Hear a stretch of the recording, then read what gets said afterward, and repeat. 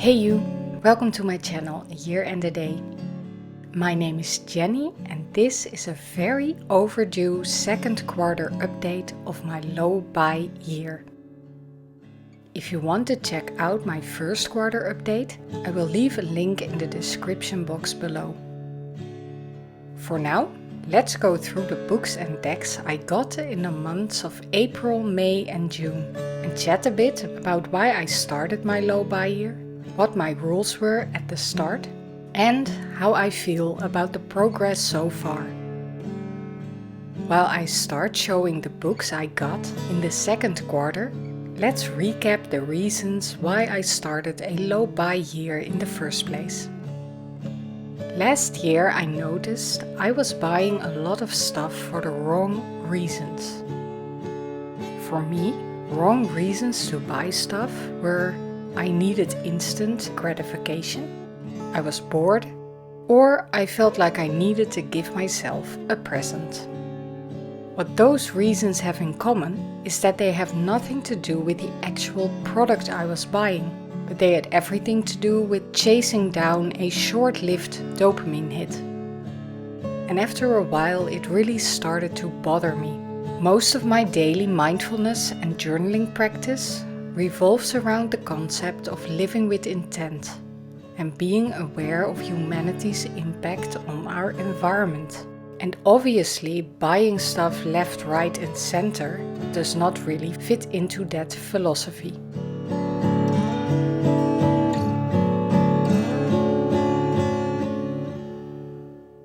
So I decided to make 2022 a low buy year for me. My ambition was to get rid of that buying urge, of that backwards way of thinking where it's not about the product at all, but about that dopamine hit.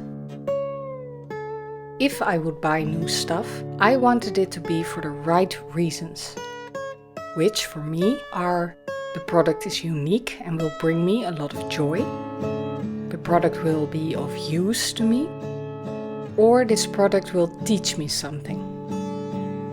So I decided to focus on my two biggest problem areas, books and tarot, and set some rules for myself. For books, I didn't really set a limit to the amount I was allowed to buy. But I did decide I could only buy books that I was actually going to read in the short term.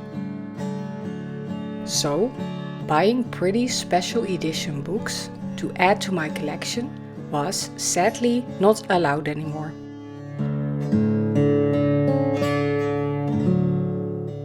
And as you can see, I almost completely succeeded in that during the second quarter. In the first quarter, all the books I got were related to tarot and tarot art.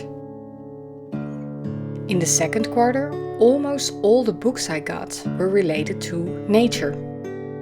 These were the months I was preparing for our trip to Norway in June, and it is clearly reflected in the books I bought.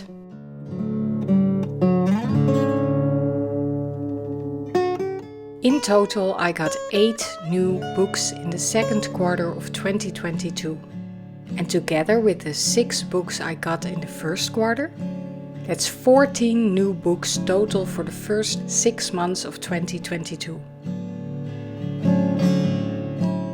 And even though I love all the books I got, I have not yet read them all cover to cover.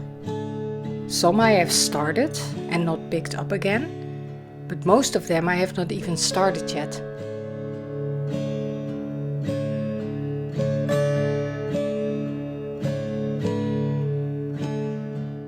So even though I bought them with the best of intentions and for the right reasons, I do feel like I should not buy any new books until I have read the ones I have gotten so far.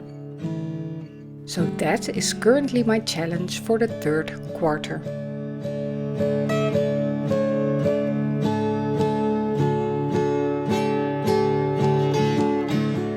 Now let's move on to tarot, for which the rules were a bit more strict. I limited myself to buying 6 new tarot decks in 2022. And since I was already expecting 6 pre-orders, that would be 12 new decks in total for the whole of the year. And considering I already have a lovely collection to work with, I seriously thought that 12 new decks in 2022 would be more than enough. However, in the first quarter of 2022, I already got 5 new decks. So, in order to not go over my limit of 6 new decks total, I only had 1 allowed purchase left for the rest of the year. So the question is, did I go over my limit of 6 in the second quarter? Yes, of course I did. I started the second quarter of 2022 with getting 2 pip decks.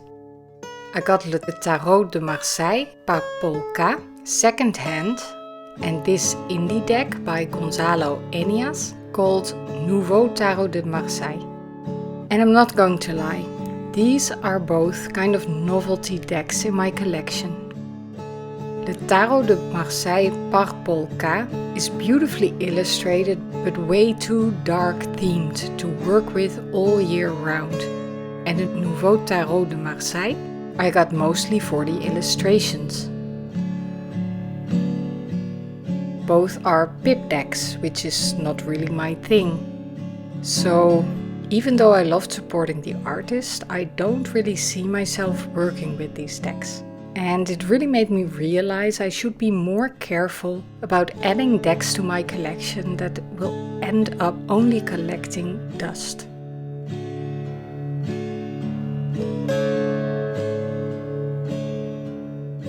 Next up is an amazing gift I got for my birthday from my lovely boyfriend, who knew I wanted this deck for a while. It's the full 78 card version of the Arcus Arcanum Tarot, illustrated by Swiss-German comics artist Hans-Rudi Wesche under guidance of tarot expert Günther Hage. This is a 1986 out-of-print deck and I am so happy to finally have it in my hands and will treasure it for a long time to come.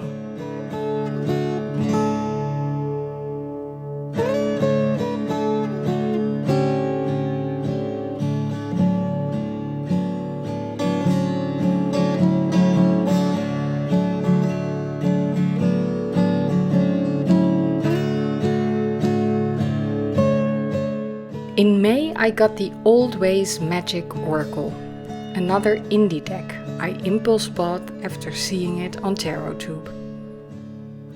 The illustrations are beautiful, although I have noticed a personal preference for the ones containing only animals.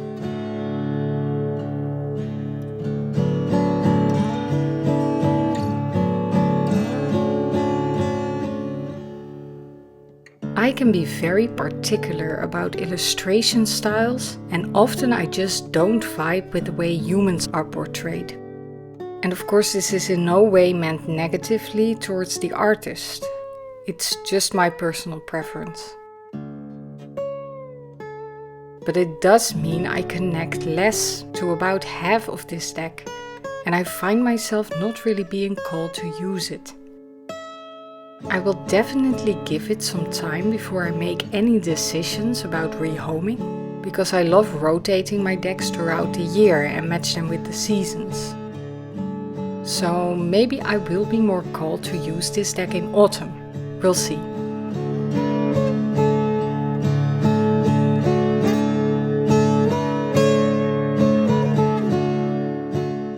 Next up is the Ellen Iona Tarot.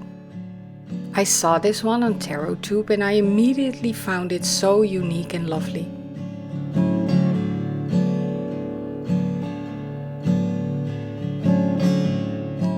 And the weird thing is, I can have decks on my wishlist for ages, but not order them. And then there are decks that I see for the first time and order within 5 minutes without hesitation. And that was the case with the Ellen Iona. I just knew it was unique and unlike anything else in my collection. So no regrets there.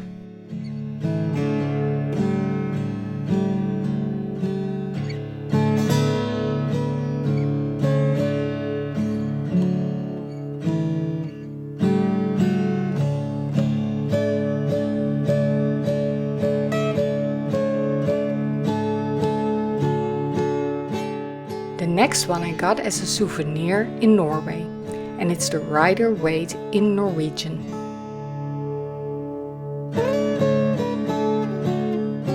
Aesthetically, this is not my favorite version of the Rider Waite. I prefer my Centennial version for sure. But I do like that it's a piece of Norway that is now in my collection.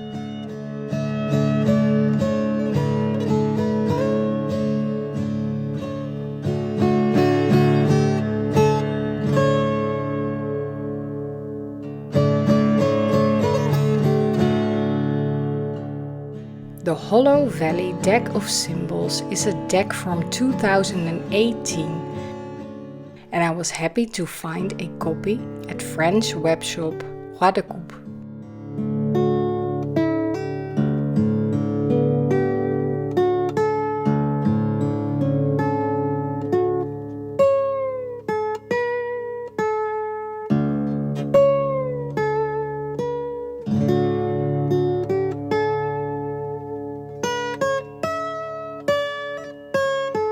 The illustration style, production quality and guidebook are really good for this one.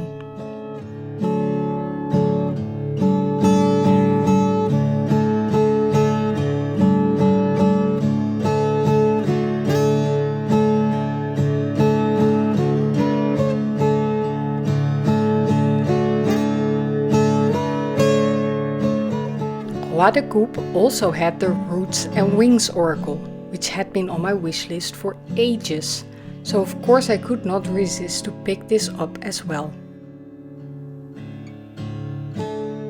To summarize, on top of the 5 decks I got in the first quarter, I got 8 new tarot and oracle decks in the second quarter of 2022. That's 13 new decks total for 2022 already. And I still have 6 months to go. I do feel I brought in different types of decks compared to last year. When I was looking for the dopamine hit of instant gratification, it was so easy to go to Amazon and order an affordable deck that would arrive the next day. Often it would not even be a deck that was on top of my wishlist or that I really wanted. But it was affordable and available, and it would scratch the itch of wanting to buy myself something. But if you look at the decks I got in 2022 so far, it's mostly second-hand and indie decks. Of the 8 new decks I got in the second quarter, 5 are indie decks, 1 is pre-owned, and 1 I got as a souvenir in a physical shop. Now, I'm not saying ordering from Amazon is a bad thing in itself, but for me it was definitely part of the problem last year.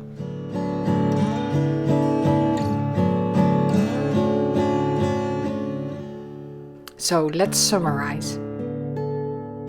In the first 6 months of 2022, I got 14 new books and 13 new tarot and oracle decks.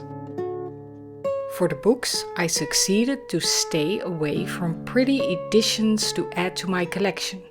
But I failed in keeping up with actually reading the ones I got cover to cover.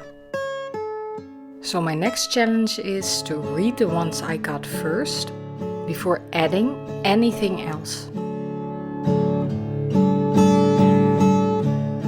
For tarot and oracle, I completely failed to limit myself to 6 new decks in total. But the decks I did get have been almost exclusively indie and second-hand decks. So there is definitely a shift in what I chose to bring into my collection. At the same time, there were also impulse buys and novelty decks that are not really working out for me.